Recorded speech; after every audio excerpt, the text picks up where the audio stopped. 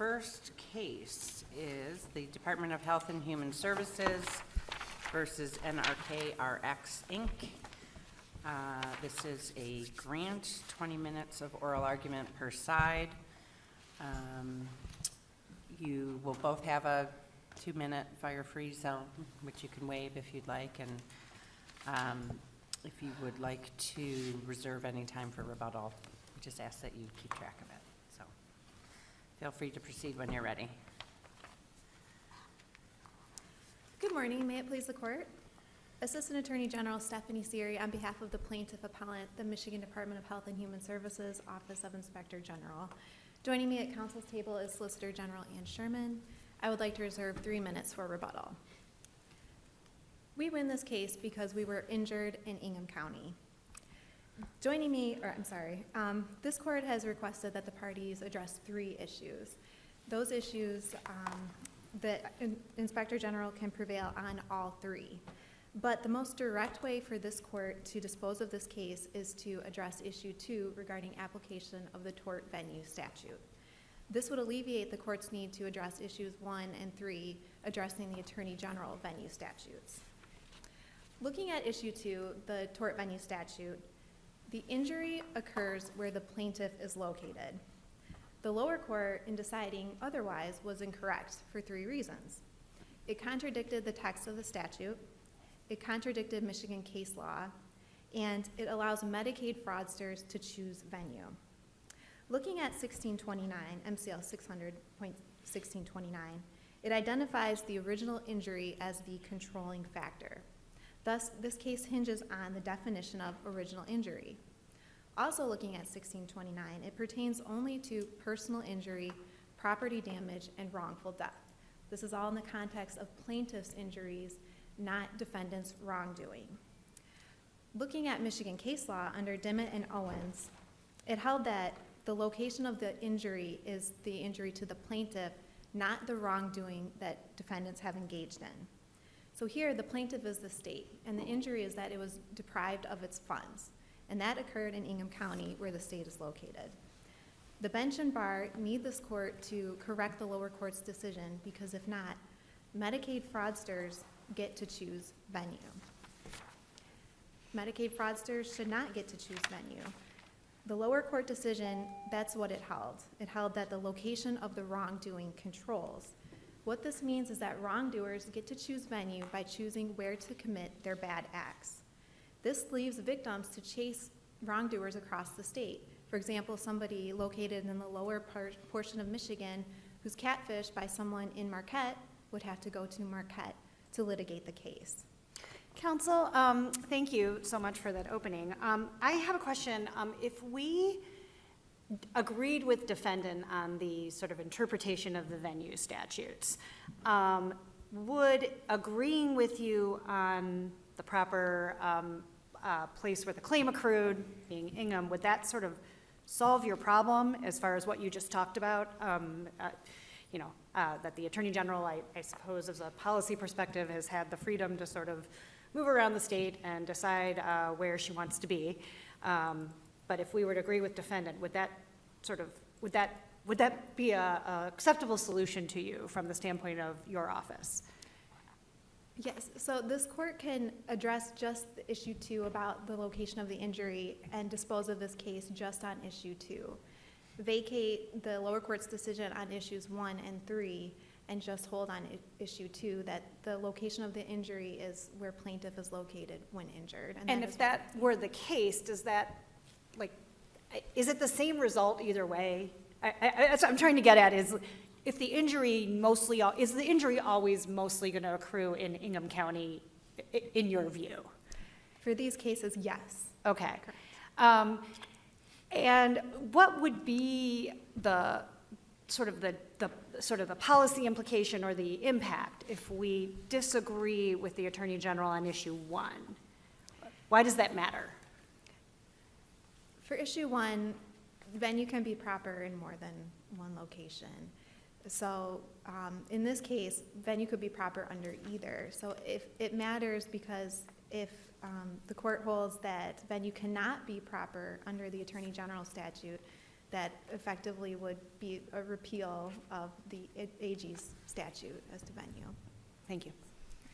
But isn't that only in the circumstance where the Attorney General has pled multiple claims, one of which is a tort? It doesn't, there is still, it still has effect in different cases, maybe a fair amount, right? I mean, I would imagine the AG pleading a tort, I mean, it feels like maybe a fairly narrow subcategory of when they plead a tort along with another claim is when the tort venue statute comes into effect. But the AG venue statutes, for lack of a better term, those still have effect in cases, any other case that the AG files, correct? Correct, but it would affect a large swath of the Attorney General's cases because a lot of cases do involve more than one count, and those do include a tort. So it would affect a large portion of the Attorney General's cases that she brings. The tort of conversion, I mean, I guess what are there? I can't speak for the entire, I just work the Office of Inspector General. Context. Yes, but in this context, we bring conversion counts, but the office as a whole brings multiple different types of torts for different state agencies. So it would affect a large portion because the AG represents state agencies, so there's a lot of different claims that she brings, a lot of litigation that happens, and those involve torts. Okay.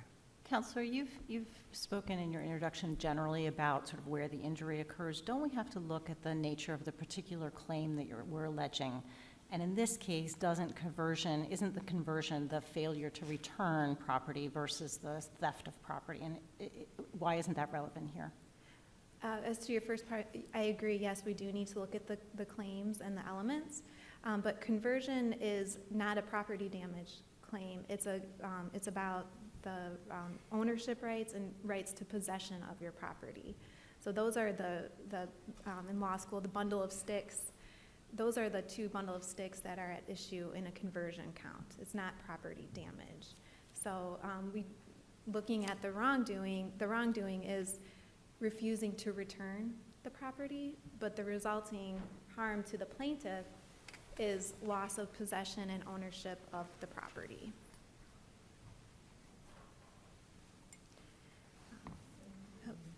Getting back to issue 2, Medicaid fraudsters should not get to choose venue. And the lower court's decision, that's what it held. It allows fraudsters to choose venue by choosing where to commit their bad acts. Wrongdoers should not control venue, and this leaves victims to chase defendants across the state. And it's important to know that this case does not only apply to when the state is a plaintiff, but also when regular citizens are plaintiffs. Fraudsters should not get to choose venue. And the Dep't and Owens case, the Michigan Supreme Court held that original injury means the injury to the plaintiff, not the defendant's wrongdoing. So Dep't laid out a 2-step process for determining that, first looking at what the wrongdoing is, and then looking at the resulting injury to the plaintiff, and that is where venue lies under the tort venue statute. So again, this court should vacate the Court of Appeals decision on issues 1 and 3, and instead issue a ruling on issue 2, and that rule should be that the location of the original injury occurs where the plaintiff is located when the plaintiff is injured. And in these cases, that was in Ingham County. Just getting back to issue number 1. I have a more general question. My understanding is that there's a restitution order in a related criminal case for one of the defendants. What is the relevance, if any, to that restitution order? Is the amount sought in this case overlapping with that, and is there any impact on this case of that existing restitution order? The restitution order is for $15 million, and it does overlap with this case. This case is for, without the treble damages for conversion, it's the underlying overpayment is $3 million and some dollars, and then with treble would be $9. So isn't there already a court order then for the amount that you're seeking in this matter? And does that have any impact on this matter? It does overlap, and it does, but this matter, we're here on venue, so plaintiff is requesting this court's review of the lower court's decision, which incorrectly decided venue and whether venue is proper. And so as it stands now, it's saying that the Attorney General, under her AG statute, venue is not proper in Ingham County. So that affects cases going forward. We're going to have to go to Marquette or wherever the defendant commits the wrongdoing. So are you implicitly saying this might be moot, but this would happen in another case, and so we should decide it, or what's your argument exactly on that? It's not moot because for these cases, these cases still stand, and I apologize. The cases involving this defendant are in a stay status right now, pending this court's decision on venue. So once this court makes a decision, then those cases will come out of stay and they'll proceed with litigation. We don't have a judgment yet on the state court cases. Counsel, what has been the Attorney General's historic practice for cases like this? Is this basically a new claim that we've never had to deal with before? I mean, has the historic practice been to file in Ingham? Correct. I've been working these cases for about 9 years now, and every single one has been filed in Ingham County. Okay, thank you. Going back to issue 1, if the court would like to explore that, that's regarding the relationship between the Attorney General statutes and the venue statutes. Our position is that venue can be proper in more than one county, and this court can resolve that issue by holding that venue can be proper under either the Attorney General statute or the tort venue statute. And that's based on the text of the statutes. Under MCL 14.102, it says any action at law can be brought by the Attorney General, so that's all inclusive. Looking at the tort venue statute, 1641 says that venue, when multiple counts are brought, venue shall be determined under the rules applicable to 1629. 1629, in turn, refers to a proper venue. So 1641 is an arrow pointing to 1629. 1629 uses the permissive word a, so it allows for venue may be proper in more than one county. So we have 2 permissive statutes here. This court can hold that venue can be proper under either one, and that would harmonize the statutes and not be a repeal by implication. And then looking at issue number 3, this is regarding whether the Attorney General venue statutes apply to cases such as this where the Attorney General is acting as counsel on behalf of a state agency. So there's 2 issues here, whether the Attorney General acting as counsel versus the Attorney General being the party plaintiff. And the AG statutes do contemplate when she is counsel because the specific language says when she's acting in the name of. In the name of, under the Sefcik v. Homeowners Insurance case, means in place of or as counsel. So in the name of means when she's acting as counsel. And then regarding the state agency part, under the Attorney General versus Michigan Public Service Commission case, the court held that when a state agency is acting on behalf of state interests, then the state agency is the state for purposes of the statute. So here we have almost double coverage that the state interest is involved because we have a state agency, the Department of Health and Human Services, and it's acting, it was created for the people, by the people, acting for the public's interest, and the Attorney General is suing on behalf of that agency, and she, in her discretion, has the discretion to determine if something is within the state's interest. So we have a state agency and the Attorney General both acting in the state's interest. So under AG versus the Michigan Public Service Commission case, the state interest is involved, and therefore the Attorney General venue statutes apply in this case as well. If there are no further questions, I would like to reserve my remaining time for rebuttal, please. Thank you. Mr. Ryan.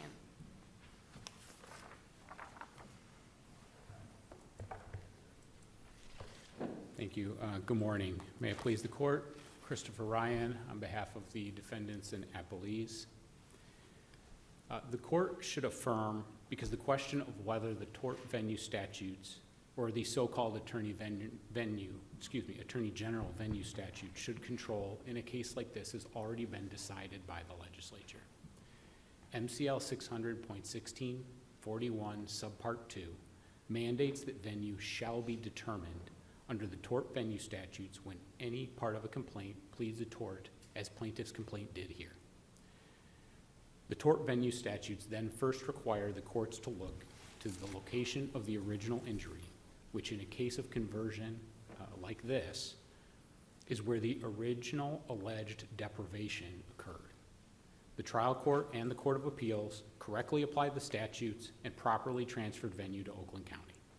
The permissive Attorney General venue statutes cannot override these mandatory directives, and to hold otherwise would render Section 1641 subpart 2 meaningless. I'm going to briefly address all three issues that the court asked us to address in its order granting the application, starting with the first. To the extent I have any time remaining on the fire-free zone, I'll waive the remainder.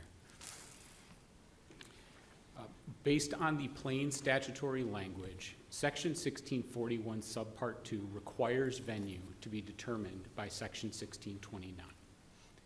It states that venue, quote, shall be determined under the rules applicable to tort actions in 1629 any time that a complaint pleads a cause of action in tort.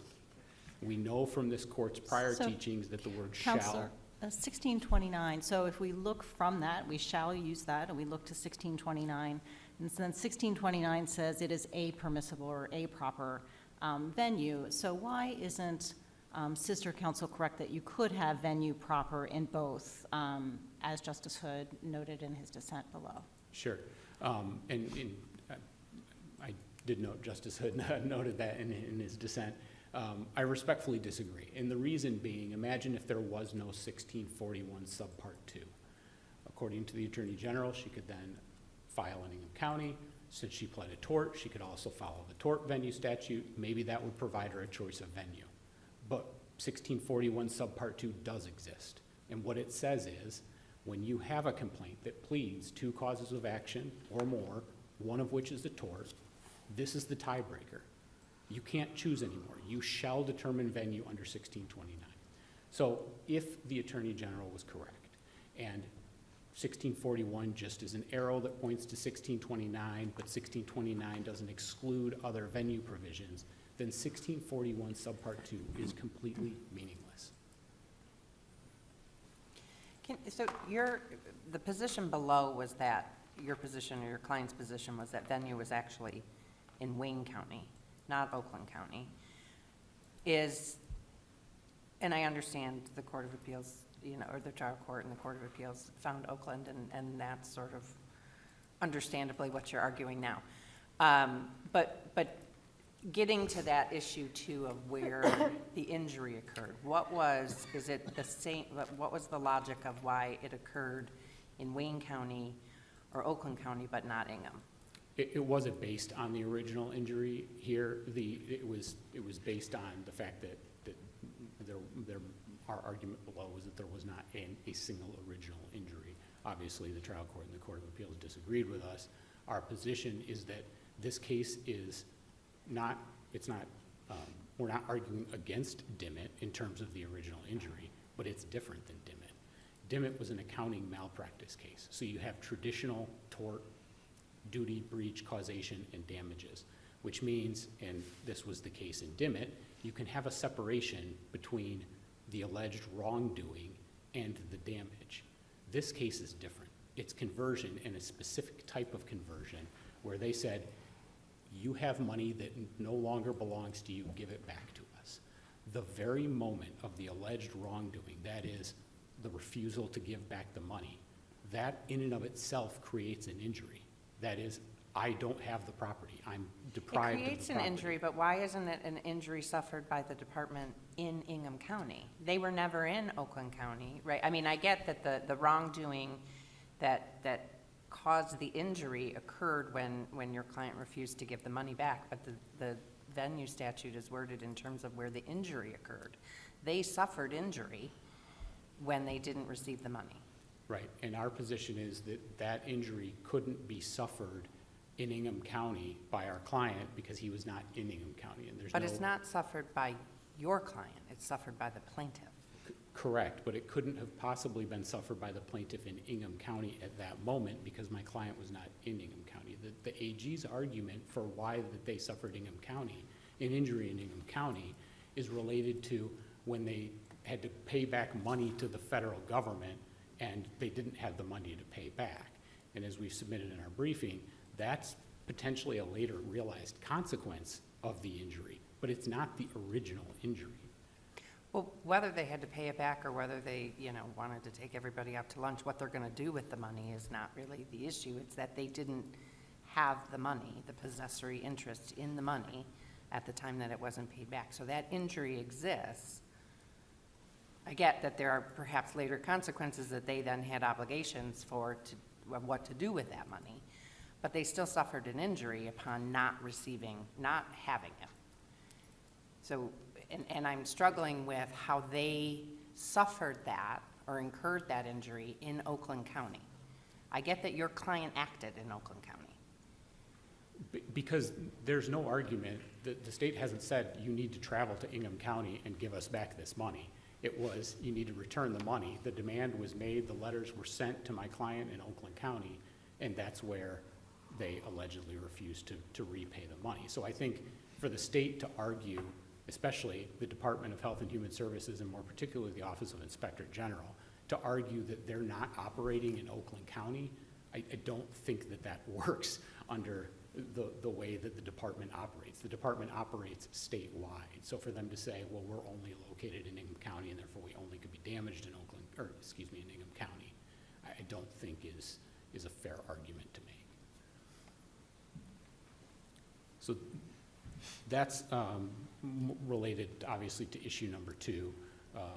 Issue number 1, again, I think Justice Corrigan's concurrence in Massey versus Mandel just bears noting. I think she illustrated the import of Section 1641 subpart 2, and that is that it acts as a tiebreaker in cases exactly like this, where there's a multi-count complaint. You might have venue proper under a permissive venue statute or more than one permissive venue statute, one of which is a tort. Section 1641-2 requires following the tort venue statutes. The third issue, I don't believe that the court needs to reach, the issue of whether the Attorney General venue statutes apply, simply because even if they apply, we're going to end up in the same result of going to 1629 and changing venue to Oakland County. But I don't think that they apply for 2 primary reasons. First of all, they only apply to actions that are, in the case of Section 14.102, quote, brought by the Attorney General, and with regard to 1631 subpart A, commenced by the Attorney General. They don't apply when the Attorney General is simply acting as the lawyer for a office within a department of the state. If the court nonetheless finds that they apply where the state is the named plaintiff, as the Court of Appeals opinion suggested may be the case, the named plaintiff is not the state. In fact, the named plaintiff is not even the Department of Health and Human Services. The named plaintiff is the Office of Inspector General, which by statute is an autonomous and independent agency located within the department, located within the state. So we're about 3 steps removed from the state being the named plaintiff. Is there any authority for other circumstances where an agency, be it the DHHS or the Office of Inspector General or any other state agency, has been interpreted as not being the state? I'm not aware of any authority stating that the Office of Inspector General has been interpreted as the state. In fact, there are multiple statutes that we've cited in our briefing. I'll highlight 2, one of them being the Court of Claims Act, for example. The legislature knows when they want to include departments and agencies, state agencies, within the definition of state, they know how to do it. The Court of Claims Act specifically says that you have to file in the Court of Claims when you file a lawsuit against the state or any of its departments, commissions, board, institutions, arms, or agencies. There's another venue statute, section 1615 of the Revised Judicature Act says that applies to any actions against any governmental unit, including but not limited to a public, municipal, quasi-municipal, or governmental corporation, et cetera, et cetera. So I think the legislature knows how to include agencies and departments in a statute when that's the intent. If they were to prevail, though, wouldn't the remedy go into the state coffers? Treasury, I assume, would grab the money? Part of it, but a large portion of it, as the OIG has pointed out in their briefing, goes to the federal government. Federal government, understood. The match, yeah. I just want to go back to the first issue. So under your interpretation, would you agree that the AG venue statutes are essentially nullified? No. So where would, do they really just apply if there's just one tort pled? Is that or? Well, they could apply if there's one tort pled, or more importantly, if there's no tort pled. Why would there be a difference? I mean, we know the reason. We know that the sort of general civil tort venue statute was a part of the tort reform world, and largely, I think, geared to plaintiffs' attorneys and forum shopping and all of that. So obviously, Attorney General is sort of a different type of plaintiff. Why would they treat those differently? I can't speak to why the legislature would treat them differently. I agree that 1641 subpart 2 was probably to prevent tacking on additional claims that might allow you to place venues somewhere else, and they said, no, you got to follow the tort venue statutes if you're alleging a tort. As to the wisdom of why the Attorney General should be treated differently, or if the Attorney General should be treated differently, I think that's a problem that the legislature needs to solve and not this court. We have the statute. I think it's unambiguous. I mean, to borrow some language from the Court of Appeals opinion, the Court of Appeals said that they cannot fathom a more unambiguous directive than that in section 1641 subpart 2. So turning to the issue of first injury, I mean, I think what's challenging here is money is intangible. It's very different than, say, the stump grinder case where you have a tangible object, and where is the object? Money feels different to me. It's kind of like a remote tort. So I'm just sort of, I admit I'm struggling with the notion that the damage, if we're supposed to look at the plaintiff's perspective, that the damage isn't in Ingham County. Help me understand why that isn't the case. Yeah, I mean, it's, it almost leads into the question of whether intangible money can even constitute conversion, which generally it cannot. We're dealing with a specific statutory section in the Medicaid Act that discusses failure to return an overpayment by a provider constitutes a conversion. So ordinarily, this wouldn't be a conversion. You can't have the conversion of intangible money.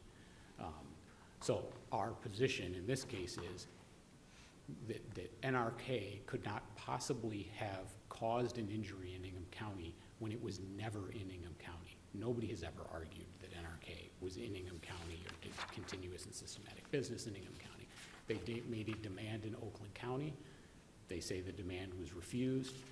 That's the moment that the deprivation occurred, and therefore that's the original injury in Oakland County.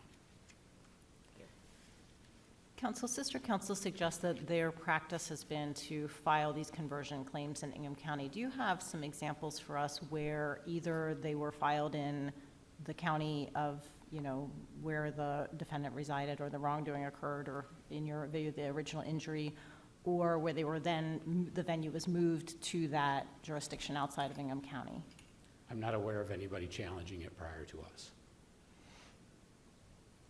And can you address the question I asked about, the pre-existing restitution order against one of the defendants?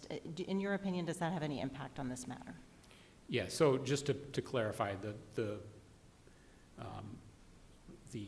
overall, there are multiple cases filed against one of my clients and various corporate entities. The aggregate total of all those cases is an alleged $3 million, which then trebled is $9 million. To be clear, this case only involves an alleged overpayment of about $540,000. So I do want to clarify that. That is an interesting question, one that we intend to raise in the trial court. It hasn't been raised yet, but there is certainly a mootness that may accompany that argument. I think there is a restitution order that already requires repayment of the entire amount that we're here talking about and that are pending in the other 5 cases. We haven't raised the issue in the trial court, but intend to. Thank you. Thank you. If there are no more questions, thank you very much. Thank you. You have a little over 6 minutes for rebuttal. Just getting back to issue number 1 regarding the interplay between the AG statute and the tort venue statute.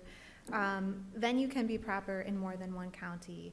So I disagree with Brother Counsel that the reading that we're proposing nullifies 1641 because 1641 is an arrow that points to 1629, which allows for a proper venue.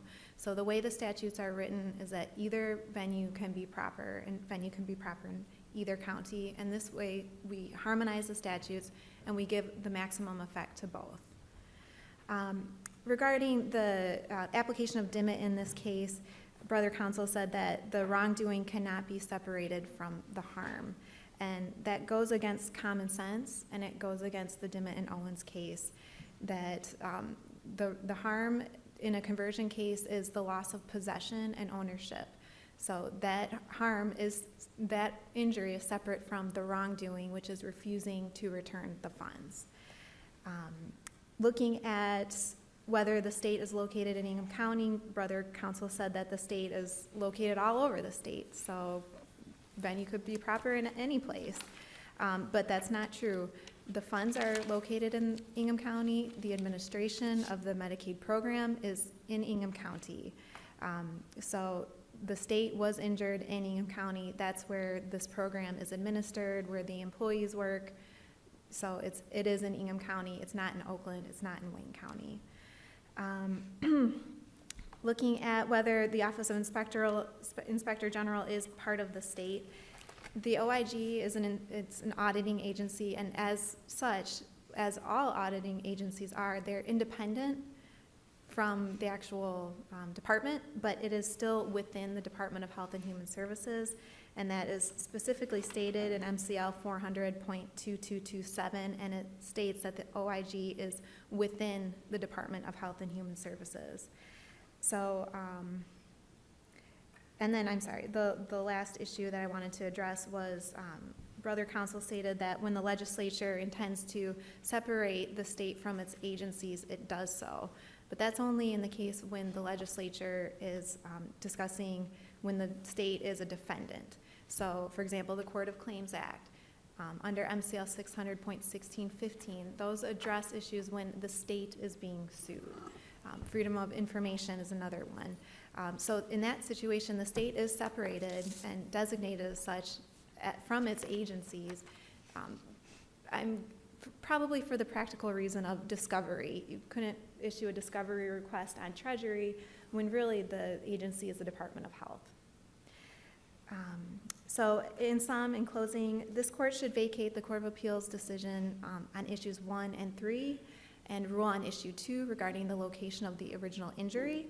And that rule should be that the location of the original injury occurs where the plaintiff is located when the plaintiff is injured, and in these cases, that was in Ingham County. Thank you. Thank you. Your case will be submitted.